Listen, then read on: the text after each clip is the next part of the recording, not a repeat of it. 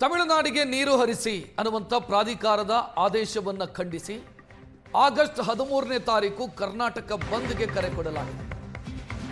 ಕನ್ನಡ ಪರ ಸಂಘಟನೆಗಳು ನಿನ್ನೆ ಸುದ್ದಿಗೋಷ್ಠಿಯನ್ನು ನಡೆಸಿ ಕರ್ನಾಟಕ ಬಂದ್ಗೆ ಕರೆ ಕೊಟ್ಟಿದ್ದಾವೆ. ಕನ್ನಡ ಪರ ಸಂಘಟನೆಯ ಹೋರಾಟಕ್ಕೆ ಬೇರೆ ಬೇರೆ ಸಂಘಟನೆಗಳು ಕೂಡ ಸಾಥ್ ಕೊಟ್ಟಿದ್ದಾವೆ.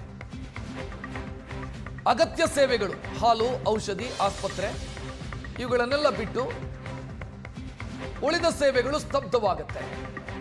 ಯಾಕಂತಂದ್ರೆ ಸಪೋರ್ಟ್ ಮಾಡಿರುವಂಥ ಸಂಘಟನೆಗಳು ಆ ರೀತಿ, ಆಟೋ ಯೂನಿಯನ್, ಟ್ಯಾಕ್ಸಿ ಯೂನಿಯನ್ ಇವರೆಲ್ಲ ಸಪೋರ್ಟ್ ಮಾಡಿದ್ದಾರೆ. ಆ ದಿನ ಅಂದರೆ 13ನೇ ತಾರೀಕು ಬೃಹತ್ ರ್ಯಾಲಿಯನ್ನ ಕೂಡ ಕನ್ನಡ ಪರ ಸಂಘಟನೆಗಳು ಮಾಡಬೇಕು ಅಂತ ಯೋಚಿಸಿದ್ದಾವೆ. ಬೆಳಗ್ಗೆ 9 ಗಂಟೆಗೆ ಟೌನ್ ಹಾಲ್ ಮುಂದೆ ಪ್ರತಿಭಟನೆಯನ್ನು ನಡೆಸಿ ಪ್ರತಿಭಟನಾ ರ್ಯಾಲಿಯನ್ನ ಮಾಡಬೇಕು ಅನ್ನೋದನ್ನ ಕೂಡ, ಫ್ರೀಡಂ ಪಾರ್ಕ್ ವರೆಗೆ ರ್ಯಾಲಿಯನ್ನ ಮಾಡಬೇಕು ಅನ್ನೋ ಯೋಚನೆಯನ್ನ ಕೂಡ ಕನ್ನಡ ಪರ ಸಂಘಟನೆಯವರು ಮಾಡಿದ್ದಾರೆ.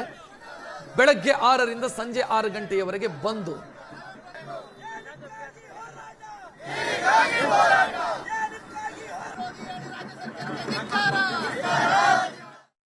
ಆಗಸ್ಟ್ 13ಕ್ಕೆ ಈಗಾಗಲೇ ಕನ್ನಡ ಪರ ಸಂಘಟನೆಗಳು ಕರ್ನಾಟಕ ಬಂದ್ ಘೋಷಣೆ ಮಾಡಿದ್ದೇವೆ. ಈ ಬಗ್ಗೆ ಮಾತಾಡಲಿಕ್ಕೆ ನಮ್ಮ ಜೊತೆ ಹಿರಿಯ ಹೋರಾಟಗಾರರಂತ ವಾಟಾಳ್ ನಾಗರಾಜ್ ಅವರಿದ್ದಾರೆ. ಸರ್, ಯಾವ ರೀತಿ ಬಂದ್ ಇರುತ್ತೆ ಸರ್? ಬಂದ್, ಕರ್ನಾಟಕ ಬಂದ್ 13ನೇ ತಾರೀಕು ಬೆಳಗ್ಗೆ 6ರಿಂದ ಸಂಜೆ 6ರವರೆಗೆ ಸಂಪೂರ್ಣ ಬಂದ್. ಸುಮಾರು 2,000ಕ್ಕೂ ಮೇಲ್ಪಟ್ಟು ಸಂಘಟನೆಗಳು ಬೆಂಬಲವನ್ನು ಕೊಟ್ಟಿದ್ದಾರೆ. ಇನ್ನು ಸಾವಿರಾರು ಸಂಘಟನೆಗಳು ಬೆಂಬಲವನ್ನು ಕೊಡ್ತಾರೆ.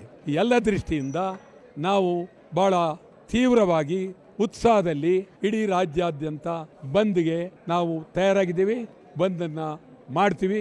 ಬಂದ್ ಸಂಪೂರ್ಣವಾಗಿ ಯಶಸ್ವಿ ಆಗುತ್ತೆ. ಸರ್, ಈ ಬೆಂಗಳೂರಿನಲ್ಲಿ ಯಾವ ರೀತಿ ಮಾಡ್ತೀರಿ, ಮತ್ತೆ ಗಡಿ ಭಾಗದಲ್ಲಿ ಯಾವ ರೀತಿ ಹೋರಾಟ ಇರುತ್ತೆ? ಎಲ್ಲರೂ ಗಡಿ ಭಾಗದಲ್ಲೂ ಅಷ್ಟೇ, ಬೆಂಗಳೂರಲ್ಲೂ ಅಷ್ಟೇ ಸಂಪೂರ್ಣ ಬೆಳಗ್ಗೆ ಸಾಯಂಕಾಲದವರೆಗೆ ಬಂದ್ ಆಗುತ್ತೆ. ಈ ಟೌನ್ ಹಾಲ್ ಮುಂದೆ ಏನು ಚಳವಳಿ, ಅದ್ರ ಬಗ್ಗೆ? ಟೌನ್ ಹಾಲ್ ಮುಂದೆ ಬೆಳಗ್ಗೆ 11 ಗಂಟೆಗೆ ಟೌನ್ ಹಾಲಿಂದ ಸ್ವಾತಂತ್ರ್ಯ ಉದ್ಯಾನವನ ಫ್ರೀಡಂ ಪಾರ್ಕ್ಗೆ ಅವತ್ತು ಮೆರವಣಿಗೆಯನ್ನು ಶಾಂತ ರೀತಿಯಿಂದ ಮಾಡಬೇಕು ಅಂತೇಳಿ ತೀರ್ಮಾನ ಮಾಡಿದ್ದೇವೆ.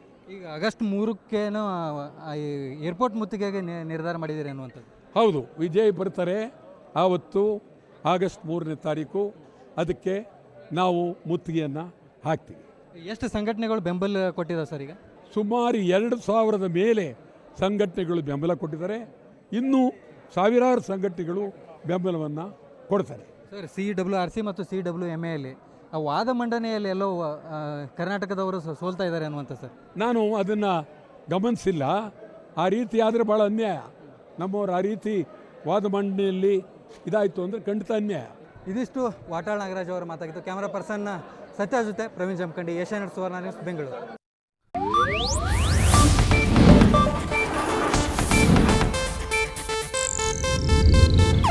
ಇದು ಏಷ್ಯಾನೆಟ್ ನ್ಯೂಸ್ ನೆಟ್ವರ್ಕ್ ಪ್ರಸ್ತುತಿ.